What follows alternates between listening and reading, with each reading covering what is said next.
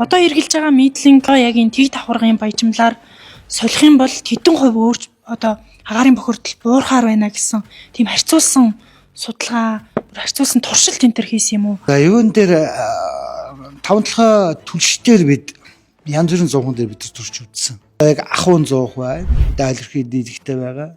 Үлзий зуух бай. За одоо давхар шатлалаа зуух гэж байгаа тийм ээ. Одоо нийлүүлэхээр яригдж байгаа. Энэ зуухнууд дээр бид галж үзсэн. За энэ лаборатори төвшөнд шинжилж үзэхэд бол ямарсан агуулмжих 0.9 хүртэл Буурж байгаа гэсэн үг юм. буурж байгаа. Чийг мөн буурж гэн, үнслэг нь буурж гэн, дэгдэмхий нь буурж гэн, жижиг нь 6400 гэдэг. Ер нь бол мэдлэгтэй харьцуулахад үзүүлэлтүүдээ сайжруулж байгаа. Тэг давхаргын баяжмал гэхээр чинь тэр чинь яг хамгийн дээдлийн давхаргын юу л хэрэглэнэ гэсэн үг үү? Би бас эхлээд яг тэгж ойлгож байна. Яг мэрэгжлийн хүмүүсээр одоо гэж тавталгахны үеийнхээ танилцуулж байгаа л хамгийн доод түвшин. AB гэдэг бүр хамгийн сайн ангиллийнхаа түвшийг л нийлүүлнэ гэж. За ингээд бид ямарсан түвшнийхээ үндсэн түүх хийдэг л өөрчлөж.